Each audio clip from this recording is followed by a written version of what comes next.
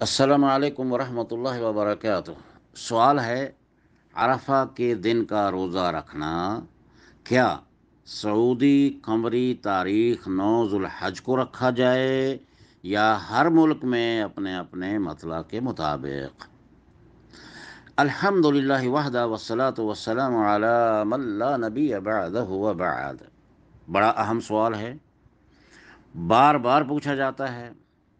ہر عالم دین اپنے اپنے حساب سے اپنے اپنے ساتھیوں کو یا سوال کرنے والوں کو، سائلین کو جواب دیتے ہیں۔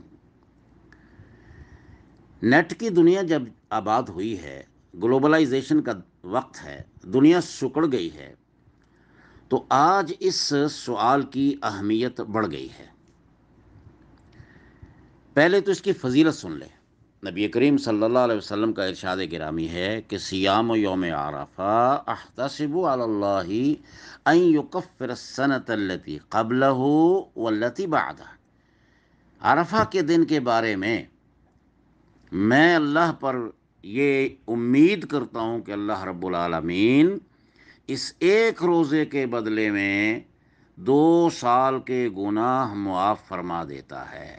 ان یکفر السنۃ التی قبلہ والتی بعدہ، 1 سال گزشتہ اور 1 سال آنے والے۔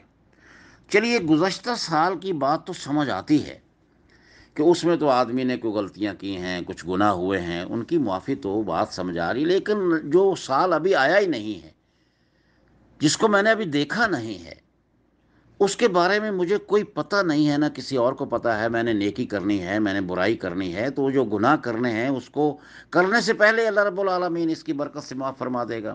جی ہاں، مسئلہ یہ ہے کہ اس روزے کی برکت اتنی ہوگی کہ اللہ رب العالمین اس کو گناہوں سے بالکل بچا لے گا، اور اس کا ذہن، اس کی طبیعت اور اس کا دل اور اس کا ذہن نیکیوں کی طرف مائل کر دے گا۔ وہ گویا گناہوں سے محفوظ رہنے کی ایک گارنٹی ہے۔ عاشورہ کے بارے میں فرمایا نبی صلی اللہ علیہ وسلم نے کہ یہ دن ایسا ہے کہ عاشورہ کا دن کا روزہ رکھنا، یعنی 10ویں محرم کا، وہ جو گزشتہ سال ہے اس کے گناہوں کا کفارہ ہے۔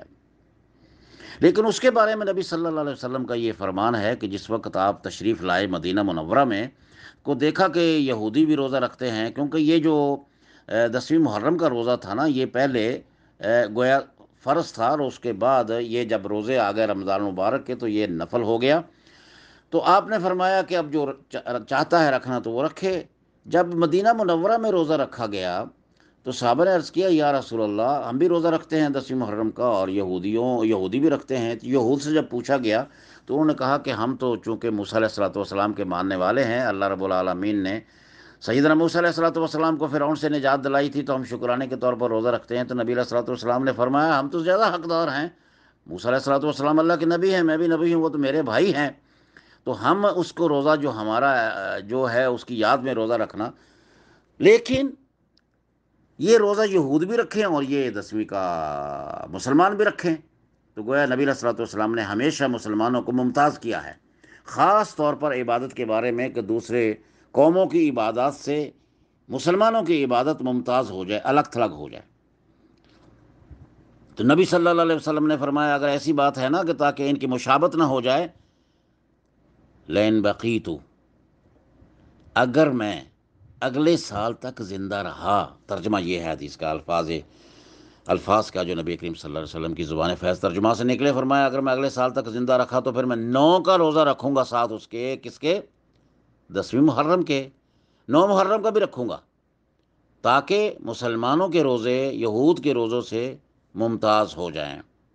لیکن یہاں نبی صلی اللہ علیہ وسلم نے یہ نہیں فرمایا کہ میں عاشورہ کی طرح جو عرفہ کے دن کا روزہ ہے اس کے ساتھ 9 کا روزہ اس کے ساتھ 8 کا روزہ رکھنا، اس کے ساتھ 10 کا روزہ رکھنا، اس لیے کہ 10 تو عید کا دن ہے، وہاں پر تو روزہ رکھنا ممنوع ہے، حرام ہے، عید الفطر ہے، عید الاضحیٰ ہے، یہ عید الاضحیٰ ہے، اور وہ بھی مسلمانوں کی عید ہے، اور عرفہ کے دن کے اندر حاجی بھی روزہ نہیں رکھتے۔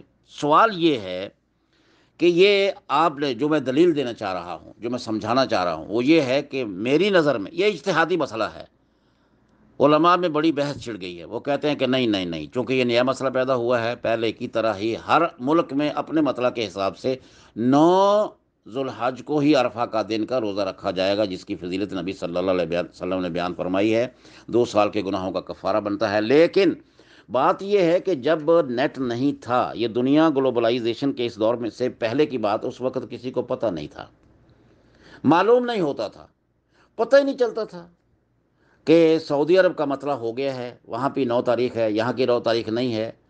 خبریں ملتی تھیں مہینوں کے بعد، ہفتوں کے بعد، مہینوں کے بعد جا کے پتہ چلتا تھا وہاں فلاں دن ہم نے عرفہ کے دن میں حج کیا ہے۔ خبر نہیں جاتی تھی، جب حاجی واپس لوٹتا تھا اس کو مبارکباد دیتے تھے، ویلکم کر لیتے تھے، کسی کو پتہ ہی نہیں ہوتا تھا، وہ تو مسئلہ ہی کچھ اور تھا۔ اب یہ ہے کہ دنیا اس وقت عرفات کے میدان میں حجاج کرام کا وہ مجمع، جو عظیم مجمع ہے، اس کی اپنی آنکھوں سے عین لمحہ بلمحہ دیکھ رہے ہیں۔ گویا آپ ان کی دعا کے ساتھ بھی شامل ہونا چاہیں تو آپ اپنے ہاتھ اٹھا سکتے ہیں، بیت اللہ کی طرف آپ کی نظر ہوگی، عرفات کا میدان ہوگا، ٹی وی لگا ہوا ہے، خیمے آپ کے سامنے ہیں، حاجی آپ کے سامنے ہیں، ایک منظر ہے بڑا پیارا۔ تو اب آپ نے یہ نہیں فرمایا یوم التاسوع من ذی الحجہ، نہیں فرمایا کہ ذی الحج کی 9 تاریخ کو اگر کوئی روزہ رکھے گا تو اس کو 2 سال کے گناہوں کا وہ کفارہ بن جائے گا۔ نہیں، آپ نے کیا فرمایا؟ سیام یوم عرفہ، عرفہ کے دن کا روزہ۔ عرفہ کا دن کہاں ہوتا ہے؟ 9 ذوالحج کو۔ کس ملک میں ہوتا ہے؟ سعودی عرب میں۔ کہاں ہوتا ہے؟ بیت اللہ کے مشرق میں، اور حرم، حدود حرم سے باہر۔ یہ عرفات کا میدان حدود حرم سے باہر ہے۔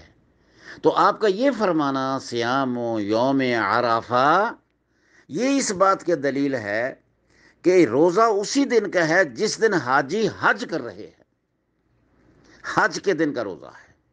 اگرچہ علماء نے اس کی توجیہ کی ہے، بڑے اچھے انداز سے توجیہ کی ہے کہ بھئی مشکل کیا ہے، آپ 8ویں کا بھی روزہ رکھ لیں، کیونکہ تاریخ کا فرق پڑتا ہے، سورج کے غروب ہونے کا فرق پڑتا ہے، ملک ملک میں 2 2 4 4 10 10 15 15 گھنٹے کا فرق ہے، ایک ملک میں رات ہے، ایک میں دن ہے، تو پوری دنیا اس وقت دیکھ رہی ہے، تو لہٰذا ذہن نشین یہی بات کرنی چاہیے، اور ذہن اسی طرف مائل ہوتا ہے کہ سیام یوم عرفہ ہے، سیام یوم 9 ذوالحجہ نہیں ہے۔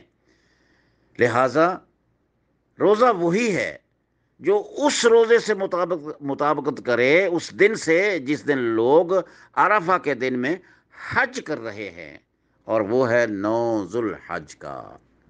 اگر کوئی شخص احتیاطاً اس کے ساتھ 8ویں کا روزہ رکھ لیتا ہے، ٹھیک ہے، کوئی بات نہیں، یہ ایک توجیہ ہے، لیکن 10ویں کو تو رکھ نہیں سکتا، جیسے عاشورہ کا ہے، یا 9 کے ساتھ ملا لے 10ویں کو، یا 10ویں کے بعد 11ویں کو رکھ لے، 9 10 11 3 رکھ لے، اس کی مرضی ہے۔ نفلی روزے ہیں، یہ بھی نفلی ہے، وہ بھی نفلی ہے۔ یاد رکھیں یہ روزے فرض نہیں ہے، یہ روزہ فرض نہیں ہے، ثواب بہت زیادہ ہے۔ لہٰذا بات یہی نکلتی ہے کہ حجازی مطلع